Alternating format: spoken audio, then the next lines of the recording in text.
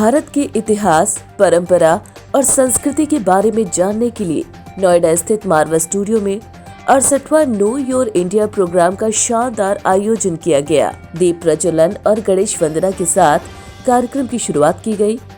कार्यक्रम में doctor Sandeep Marwah, president ICMEI and chancellor AAFT university of media and arts Ruchi Sinha, coordinator know India programme Manish Kure, MEA representative ministry of external affairs मौजूद रहे। कार्यक्रम में पुष्पगुच्छ भेंट कर अतिथिगण का स्वागत किया गया। Doctor Sandeep Marwah, president ICMEI and chancellor AAFT university of media and arts ने सभी लोगों का शुक्रिया अदा किया और कहा, भारत की विविधता और एकता पूरी दुनिया को इसके प्रति आकर्षित करती है।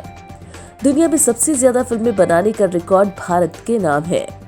युवकों का यह उद्योग अपने हाथों में उठाकर चमकता सितारा बन सकता है। मेहनत, लगन, परिश्रम, कुशलता के बलबूते पर इस दुनिया में अपने आप को स्थापित किया जा सकता है। सिनेमाई जगत के किसी भी देश की अर्थव्यवस्था बलशाली बन जाती है। बता दें कि भारत को जाने कार्यक्रम विदेश मंत्रालय का कार्यक्रम प्रवासी युवाओं के लिए बनाया गया है।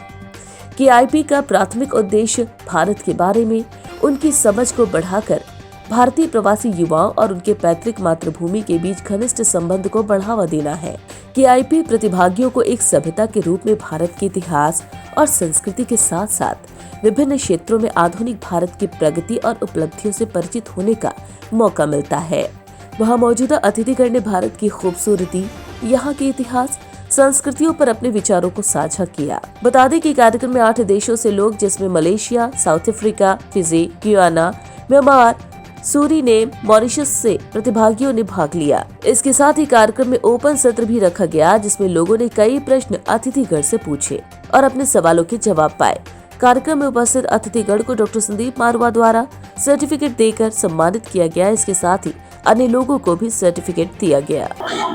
भारत सरकार और खासतौर पर मिनिस्ट्री ऑफ एक्सटर्नल अफेयर्स का एक बड़ा शानदार कार्यक्रम है, जिसमें वो बाहर के विदेशियों को एकत्र करके यहाँ हिंदुस्तान लाते हैं और इस कार्यक्रम का नाम ही है नो इंडिया। और इस प्रोग्राम के अंदर विदेशियों को भारत के संस्कार, भारत का कल्चर, यहाँ की एजुकेशन सिस्टम, यहाँ के हिस्टोरिकल मॉन्यूमेंट्स, विभिन्न किस्म के खान पान, रहन सहन, फैशन, कपड़ा, इन सब से जो है रिलेट कराया जाता है। और सबसे बड़ा जो मकसद होता है कि हिंदुस्तान जो आज सबसे उभरता हुआ देश है दुनिया का, यहाँ के कल्चर को दुनिया पहचाने। लोगों को ये जानना जरूरी है कि हिंदुस्तान एक ऐसा मुल्क है जिसने हजारों साल से सिर्फ मोहब्बत ही जो है वो बांटी है।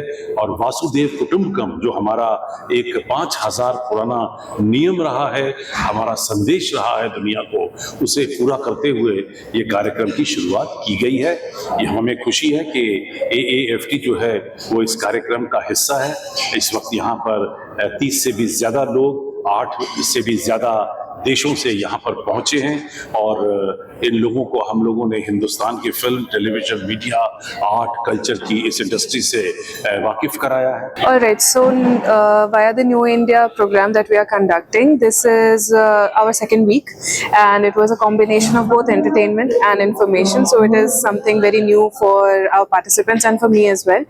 I have been in Delhi myself for more than 5 years, but I never knew that something of such grand scale exists here in so close to Delhi and in the northern part of India. So thanks to the studio, thanks to the delegation over there, we have a lot of information right now, and I am very sure that all the participants from the 8 different countries, they're going to take away a lot of information and they are going to spread the word to the rest of the world as well.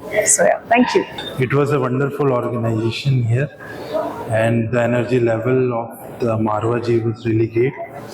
The participants learned about various things in film, etc.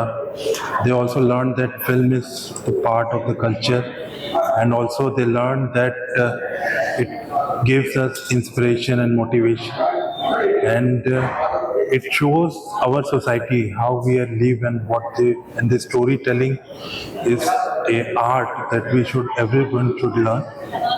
And this initiative, the Ministry of External Affairs, is a good initiative where participants learn more about India and they engage and they interact with various institutions.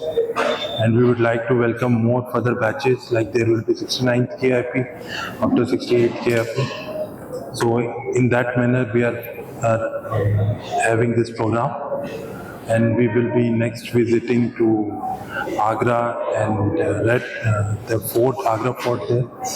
So in that, and also we will be visiting PM Sangralaya.